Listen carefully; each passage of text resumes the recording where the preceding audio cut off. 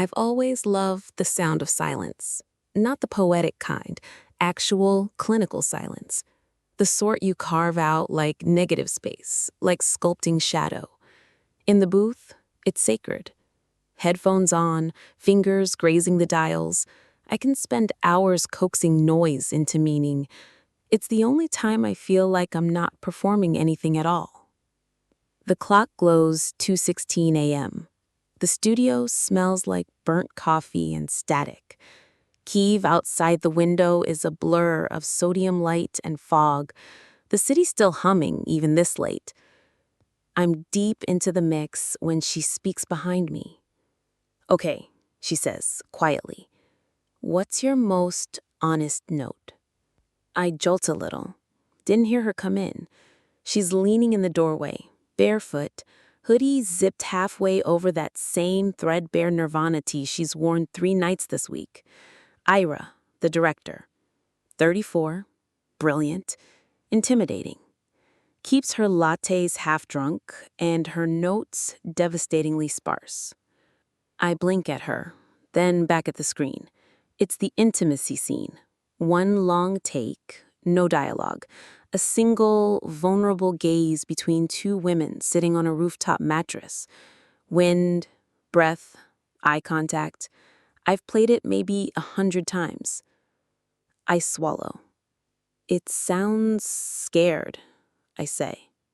Her brow lifts. "Not the actors," I clarify. "The silence. It feels tight, like it's holding its breath, afraid to move."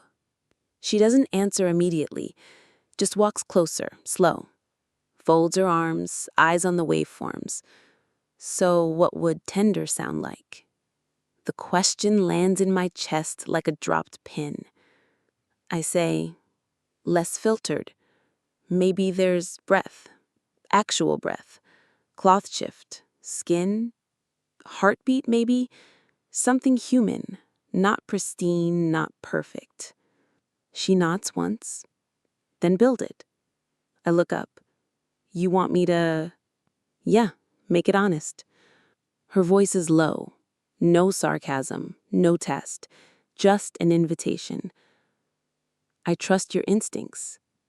The words make my throat tighten. I'm used to being invisible, the last hands on the film, patching holes in everyone else's chaos.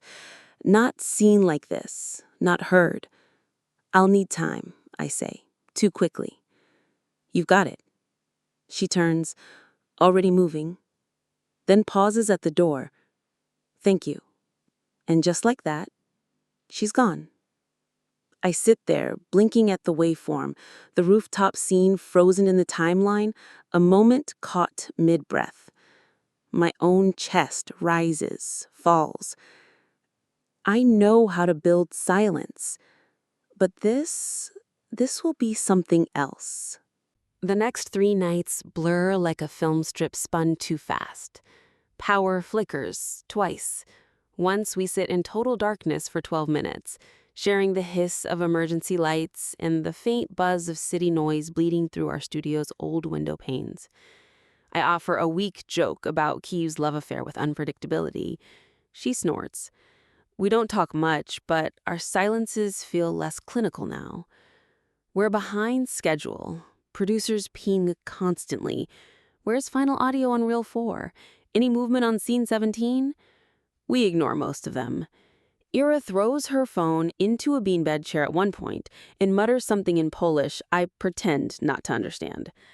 I like her better when she's exasperated. It makes her mortal. We share headphones when reviewing the intimacy scene. Left ear for me, right for her. Our knees almost touch. I start layering the breath track. First Foley cloth wrestle, then real breath from an old field recording. It's close, but not enough. Still too staged. Still afraid. On Wednesday, as we export a test mix, we walk to the tram stop in silence. It's misting. She shivers under her jacket. I offer her my scarf. She hesitates, then accepts it. Ties it too neatly. "I left someone last year," I said suddenly. She looked over. I kept editing things. Not literally, I added with a laugh, just emotionally, making everything sound safer than it was, softer. I thought that was love.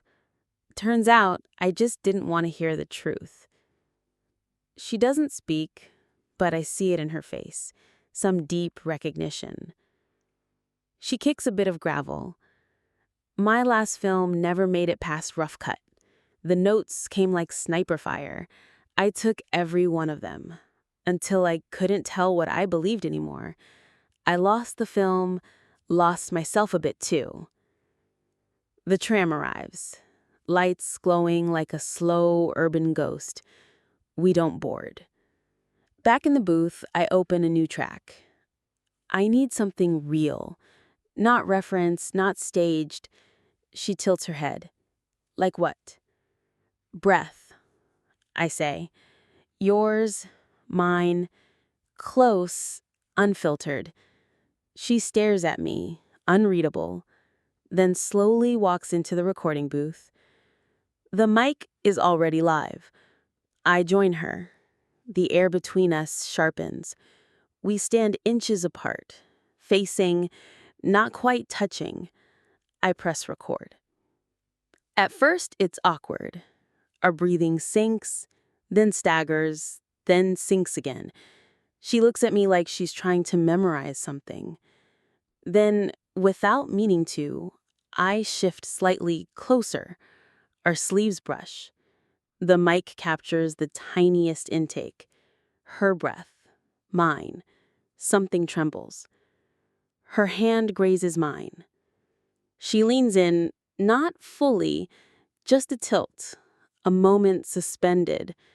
Then her phone buzzes on the console. She glances at it. The glow slices across her face. Festival confirms premiere, if we deliver by Friday. She steps back, unplugs the mic, and walks out. We need distance, she says over her shoulder. The booth door clicks shut. I'm left with the hum of the equipment and a file named simply breathe.01.wave. The rough cut leaks Thursday morning. Not online, thank God, but to a producer, one of those too involved execs who thinks empathy is a weakness and feedback is a contact sport. By noon, Ira's phone is exploding. Notes come rapid fire. Scene 14 still not landing emotionally. Intimacy reads cold. Sound design feels self-conscious. Self-conscious. That one sticks like a thorn under my skin. She doesn't look at me when she reads them aloud, just sits on the edge of the couch, hands clenched. I speak first. They're reacting to the old version. The new mix isn't in there yet. You sure? I know what I delivered. She nods, but it's not agreement. It's a wall going up. A familiar one. I've built plenty myself. Then she says it. Maybe I shouldn't have asked for honesty. Maybe that was the wrong call. I flinch. You think I fed them ammo? I think, she sighs. I think you see things too sharply, and maybe I needed protection, not more exposure. I stare at her. So I made the film worse? That's not, she starts, but I'm already turning away. I don't raise my voice. That's not how I fight. I go quiet, clipped. It's your film. Say what you need. I stay late again that night, alone. I rewatch the rooftop scene with the new breath track. It's beautiful, painfully so. It feels like falling asleep to someone you trust, or did, before it fractured. I open a new message draft. Subject, stepping off night sessions. I write it all out. Professional tone. Thanks for the collaboration, wishing her the best. I save it, unsent. Then I do something I don't plan. At dawn, I bike to the Podol footbridge, the one from her opening shot. I bring my recorder, the good one with the dead cat muffler. I capture sparrows, tram bells, the Dnipro murmuring beneath the steel. My breath clouds the mic. It's cold, quiet, alive. Then I send her a voice memo. No script, no edit. Ira, if we keep pretending, the film will sound like fear. I don't want that, for the cut or for us. We can't keep protecting ourselves from the thing we're trying to say. I almost delete it. Almost.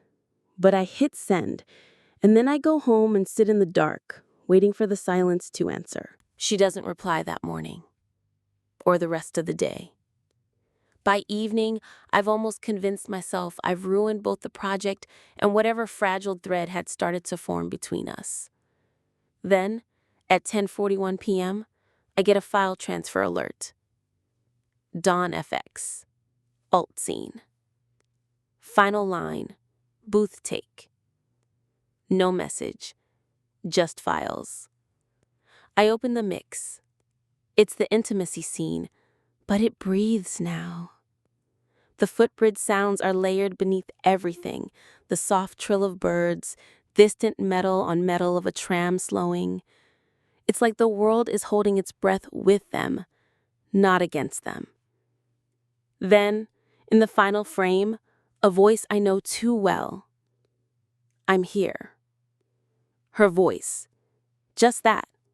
No preamble, no overthinking. I sit there listening to it on loop.